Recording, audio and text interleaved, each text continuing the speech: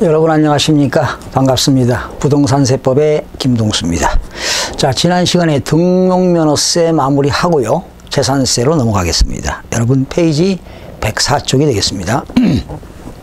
14번 지방세법상 등록면허세에 관한 설명이다. 틀린 것.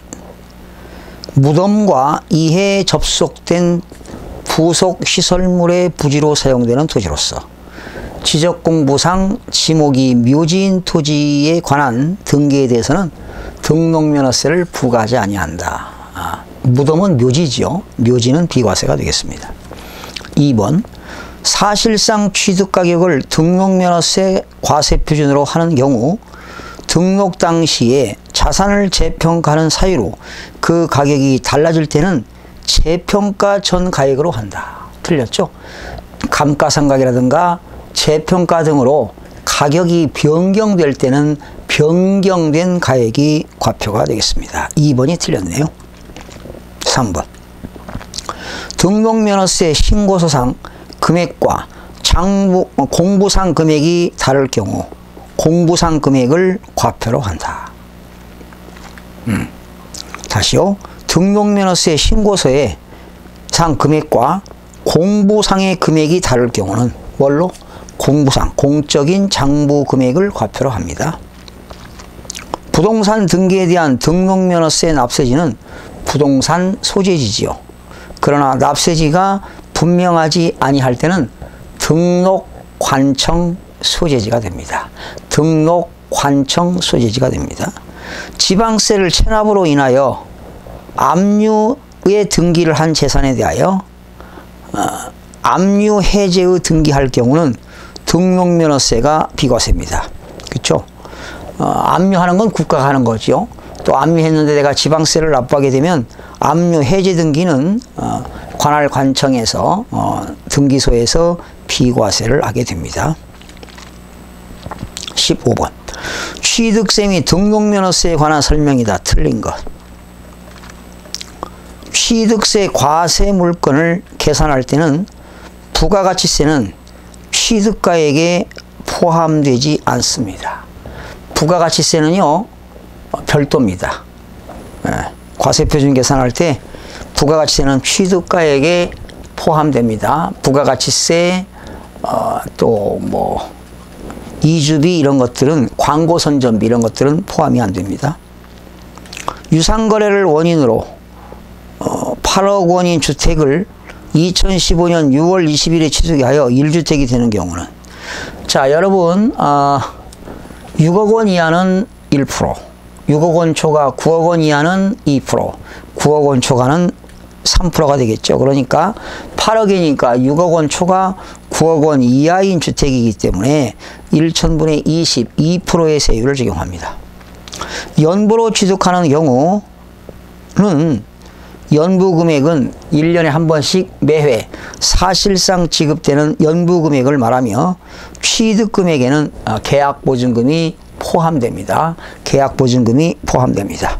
4번 주택법에 따라 주택거래 신고지역에서 주택거래 가액을 신고한 경우 신고가액과 시가표준액 중 큰 금액 만약에 신고한 금액이 시가표준액보다 크면 인정하는데요. 신고가액이 시가표준액에 미달하게 되면은 시가표준액을 결과적으로 큰 금액이 되겠죠. 그러니까 신고한 금액이 시가표준액보다 크면 인정을 해주는데 적으면 시가표준액으로 한다. 5번 부동산 등기에 대한 등록면허세로 6,000원 미만일 때는 징수하지 아니한다가 아니라 6,000원 미만일 때는 6,000원을 징수합니다. 5번이 틀렸죠. 16번입니다. 취득세 및 등록면허세에 관한 설명이다. 옳은 것. 지난 27회 때 문제인데요. 취득세 과세물건을 취득한 후 중과세 세율 적용 대상이 되었을 때는 60일이 아니죠. 30일 이내에 산출세액에서 이미 납부한 세액, 가산세 포함을 공제하여 신고납부한다. 틀렸죠? 가산세는 제외됩니다. 두 번이 틀렸어요. 60일이 아니라 30일이고요. 가산세는 제외됩니다. 취득세 과세물건을 취득한 자가 재산권 취득에 관한 사항을 등기하는 경우 등기한 후 30일 이내에 신고 납부한다. 틀렸죠? 취득했을 때는 취득일로부터 60일 이내에 신고 납부해야 됩니다. 3번 부동산 거래 신고 등에 관한 법률에 따른 신고서를 제출하여 검증이 이루어지는 취득에 대해서는 과표는 시가표준액으로 한다. 틀렸죠? 사실상 취득가액이 과표가 되겠습니다. 사실상 취득가액. 부동산 가압류에 대한 등록면허세 세율은 부동산가액의 1000분의 2다. 가압류는 채권 금액이 되겠죠. 정답은 5번이 되겠네요. 등록하려는 자가 신고 의무를 다하지 아니하고 등록면허세 산출세액을 등기하기 전까지 납부하였을 때는 신고한 것으로 본다. 그렇죠? 등록면허세는 등록하기 전까지만 신고 납부하면 가산세가 없습니다. 또한 신고기간이 있을 때는 신고기간까지 신고 납부하면 되겠고요. 일반적으로 등록면허세는 등록하기 전까지만 신고 납부하면 가산세가 없습니다. 정답은 5번이 되겠네요. 쉬운 문제는 아닙니다. 깊이가 있습니다. 자, 이렇게 해서 등록면허세 끝내고요. 재산세로 넘어갑니다. 재산세 족집계 핵심 지문 나와 있죠. 54개 나왔는데 중요한 지문들이기 때문에 한 번씩 읽어보시기 바라고요. 자, 112페이지로 넘어갑니다. 문제 1번. 재산세 과세 대상 및 재산세 사용되는 용어에 관한 설명이다. 틀린 것. 지문이 9개 나왔네요. 재산세는 토지, 건축물, 주택, 선박, 항공기를 과세 대상으로 한다. 맞죠? 5가지입니다. 토지란 공간정보의 구축 및 관리 등에 관한 법률에 따라 지적공부에 등록이 되는 토지와 그리고 그 밖에 사용되고 있는 사실상의 토지를 말한다. 맞습니다. 건축물이란 취득세 과세 대상에 따른 건축물을 말한다. 4번. 주택이란 주택법에 따른 주택을 말한다. 그렇죠? 이 경우 토지와 건축물의 범위에 주택은 포함한다가 아니라 토지와 건축물의 범위에는 주택이 제외됩니다. 4번 틀렸네요. 선박과 항공기란 취득세 대상에 따른 선박과 항공기를 말한다. 재산세는 토지, 건축물, 주택, 항공기, 선박을 과세 대상으로 한다. 여러분, 토지에 대한 과세 대상은 3가지가 있죠. 종합합산 대상 토지, 별도합산 대상 토지, 분리과세 대상 토지로 구분합니다. 이따가 종합합산 대상과 별도합산, 분리과세 대상 토지는 여러분들이 꼭 알아두셔야 됩니다. 8번 일구. 일구라고 하는 건 한 채입니다. 하나의 건물이 주거와 주거의 용도로 사용되고 있는 경우 주거용으로 사용되는 면적이 50% 이상인 경우 주거용으로 사용되는 면적이 50% 이상이면 전부를 주택으로 봅니다. 9번 한동. 여러분, 일구라고 하는 것은 한 채를 말하고요. 일동이라고 하는 건 사실은 집합 건물을 말하는데요. 건물이 주거와 주거의 용도로 사용되고 있는 경우 주거용으로 사용되고 있는 부분만을 주택으로 본다. 만약에 주상복합 보세요. 1층부터 5층은 상가, 6층부터 20층은 아파트라면 주거 공간으로 사용되는 면적만 주택으로 보는 겁니다. 이 경우 건물의 부속 토지는 주거와 주거의 용도로 사용되는 건물의 면적 비율에 따라 안분하여 주택의 부속 토지와 건물의 부속 토지로 구분하게 되는 겁니다. 자, 2번으로 넘어갑니다. 여러분, 분리과세 대상 토지는 어떤 게 있나요? 토지에는 종합합산 과세 대상 토지,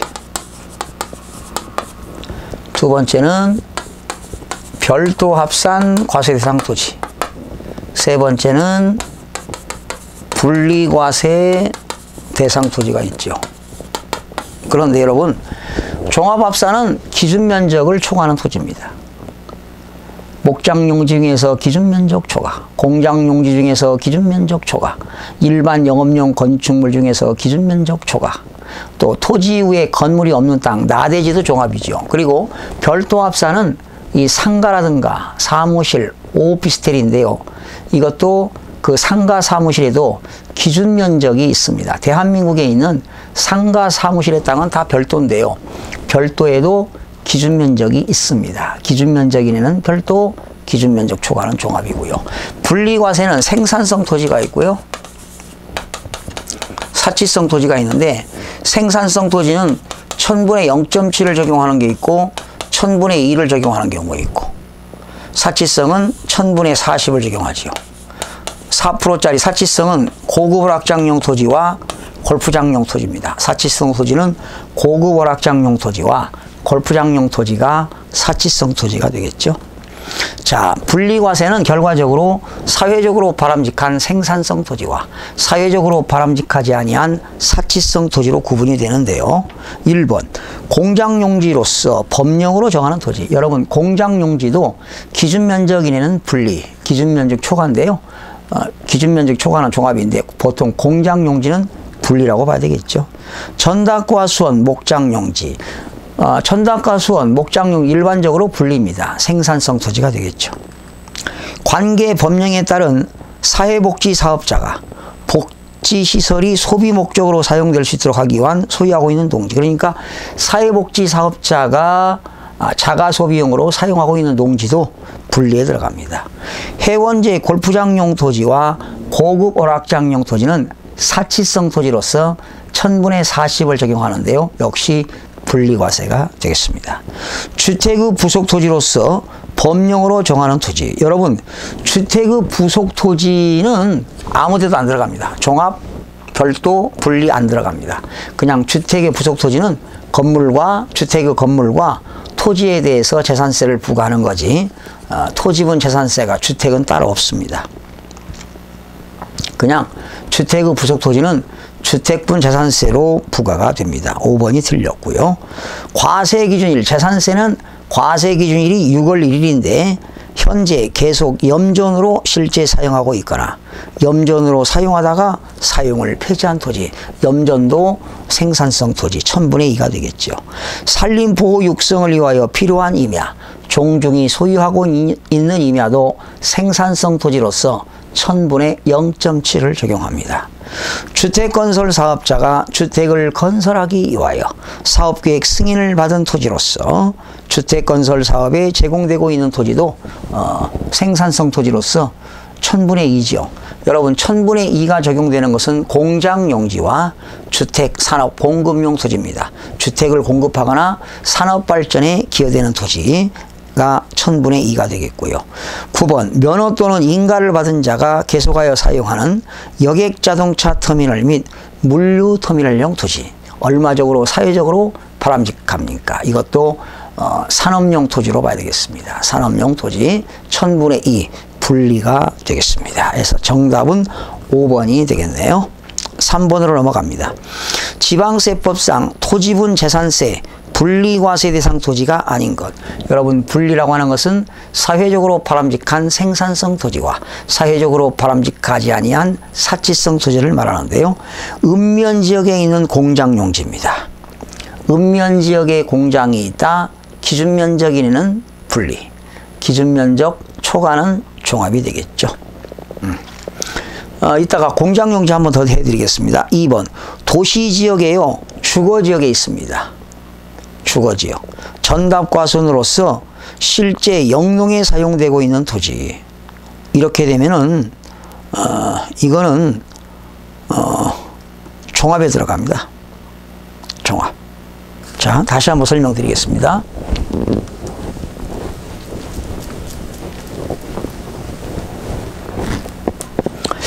자, 여러분, 공장용지가 군지역에 있습니다. 군지역에. 그런데 공장용지는 기준면적이 있어요. 기준면적 이내는 어디에 들어갈까요? 분리. 1000분의 2. 기준면적 초과는 종합입니다. 종합하게 되면 1000분의 2, 1000분의 3, 1000분의 5. 3단계죠. 0.2%부터 0.5%까지. 그 다음에 공장용지가 시지역에 있습니다. 그런데요, 시지역에 있는데 산업단지나 공업지역에 있습니다. 이때 기준면적 이내는 분리입니다. 기준면적 초과는 종합이고요. 자, 기억하세요.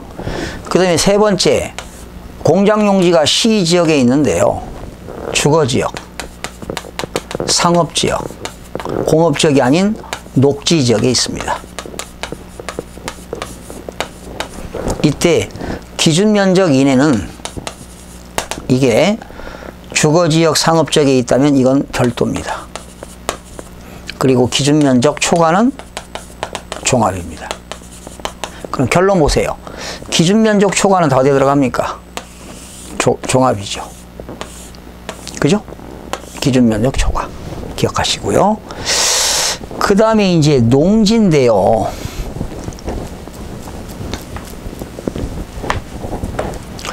농지가 군지역에 있습니다. 읍면지역에 있다.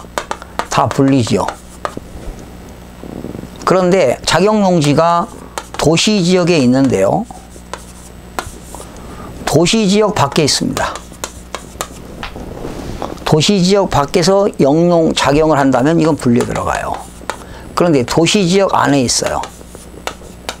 도시지역 안에 있는데 개발 제한 지역과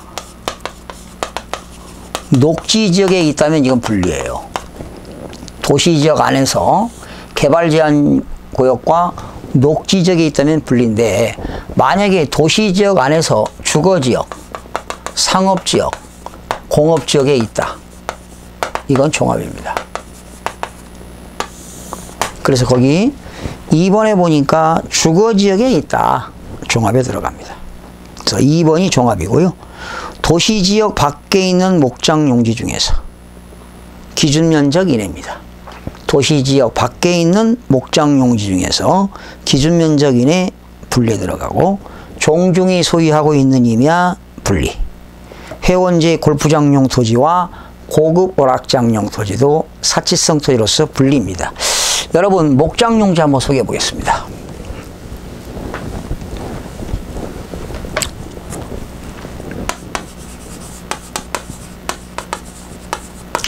이 목장용지가요, 도시지역 안에 있다. 도시지역 밖에 있습니다. 도시지역 밖에 있을 때 기준면적 이내 분리입니다. 기준면적 초과 종합입니다. 그런데요, 이 도시지역 안에 있어도 이게 어디냐, 이게 바로 도시지역 안에서 개발제한구역과 녹지지역이라면, 개발제한구역과 녹지지역이라면 기준면적 이내 분리, 기준면적 초과는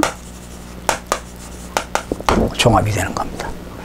그러면 도시지역 안에 있는데 개발제한구역과 녹지지역이 아니라면 다 어디에 들어갈까요? 종합에 들어갑니다. 그 다음에 이렇게 해서 끝냈고요. 4번으로 넘어갑니다. 토지분 재산세의 별도 합산 대상으로 오른 것. 여러분, 별도 합산은 대한민국에 있는 상가 사무실, 오피스텔에 있는 부속 토지는 다 별도라고 보시면 되겠는데요. 자, 오른 겁니다. 1번, 건축물 시가표준액이 토지 시가표준액의 100분의 2에 미달하는 건축물 부속토지 중 바닥 면적을 제외한 토지. 자, 이거 아주 중요합니다. 자, 여러분, 이런 토지가 있고 여기에 건물이 있습니다. 그런데 이 건물이 완전히 노후가 됐어요. 그래서 토지의 시가표준액은 1억인데요. 이 건물의 시가표준액은 150만 원입니다. 그러면 토지 시가표준액에 비교해서 건물의 시가표준액이 150이니까 지금 2% 이하죠. 거기 2%에 미달된단 말이에요. 미달. 이때 이 건축물 요 바닥 면적, 건축물의 부속토지 바닥 면적은 요건 별도입니다. 그리고 건축물 바닥 면적을 제한 토지는 어디에 들어가느냐? 종합합산입니다. 그래서 건축물 시가표준액이 토지 시가표준액에 비교하여 100분의 2에 미달하는 부속토지, 거기 바닥 면적 토지는 별도고요. 바닥 면적을 제외한 토지, 바닥 면적을 제외한 토지니까 이건 종합입니다. 바닥 면적까지는 별도고 바닥 면적을 제외한 토지는 종합이다. 이렇게 그러니까 종합이고요. 회원제 골프장과 고급 오락장 건축물에 따른 건축물 부속토지, 이건 분리가 되겠죠. 국토경유 이용에 관한 법률에 따라서 공업지역에 있는 공장 건물로서 기준면적, 자, C지역에 공업지역에 공장용지가 있다. 기준면적 이내는 분리가 되겠습니다. 4번, 관계 법령에 따라 건축법에 의해서 허가 등을 받아야 할 건축물 부속토지로서 허가 등을 받지 아니한 건축, 자, 무허가 건축물이네요. 무허가 건축물은 종합입니다. 5번, 도로교통법에 따라 자동차 운전학원용 토지. 자, 자동차 운전학원 가면 그 주행 연습하잖아요. 자동차 운전학원에서 연습하는데 이거는 별도에 들어갑니다. 5번 별도입니다. 옛날에 시험에 한번 나왔고요. 영업용 건축물 부속토지로서 상가 건물이죠. 바닥 면적에다가 용도지역 적용 배율을 곱하여 산정한 면적. 자, 대한민국의 상가 사무실에도 기준 면적이 있는데요. 기준 면적은 바닥 면적에다가 용도지역 적용 배율을 곱해서 기준 면적 이내는 별도가 되겠고요. 그런데 초과하는 거죠. 기준 면적을 초과한 거니까 종합합산이 되겠습니다. 6번 종합합산. 정답은 5번이 되겠습니다. 그 다음에 5번입니다. 토지분 재산세의 종합합산 대상 토지에 해당하지 않는 것. 시지역 중 주거지역, 상업지역, 공장용지로서 기준면적을 초과한다. 자, 공장용지 중에서 기준면적을 초과합니다. 어디에 들어갈까요? 종합. 개인 소유 농지로서 자경 농지에 속하지 아니한다. 자경을 안 하는 거요. 종합입니다. 도시지역 안의 개발제한구역과 녹지지역 이외의 지역에서 목장용지가 있다. 도시지역 안에서 개발제한구역과 녹지지역이 아닌 지역에 목장용지가 있다. 종합이 되겠네요. 지상정착물이 없는 토지를 라디지라고 하는데 종합. 5번, 장사 등에 관한 법률에 따라 설치, 관리 허가를 받은 줄쳐요. 법인 묘지용 토지. 이거는 장사 등에 관한 법률에 의해서 법인 묘지용 토지를 관리할 수 있는데요. 이거는 별도에 들어갑니다. 별도로, 별도. 이거는 법인 묘지용 토지죠. 이런 재단 법인들이 갖고 있는 건데 상당히 이건 돈 되는 겁니다. 분양가가 높죠. 별도입니다. 허가 등을 받지 아니한 건축물, 사용 승인을 받지 아니하고 사용 중인 건축물, 무허가 건축물 부속토지 종합에 들어갑니다. 지목이 잡종지인 갈대밭, 하치장, 물건을 쌓아두는 하치장, 돌을 캐는 채석장, 흙을 캐는 토치장, 야시장, 노천시장, 비행장 이런 것들은 지목이 잡종지로서 종합합산에 들어갑니다. 그러면 정답은 5번이 되겠습니다. 5번 장사 등에 관한 법률에 의해서 설치, 관리 허가를 받은 법인 묘지용 토지는 종합합산에 들어갑니다. 자, 문제 6번부터는 재산세, 납세 의무자에 관련된 문제인데요. 다음 시간 계속 이어서 납세 의무자부터 학습하도록 하겠습니다. 여러분 대단히 수고하셨습니다.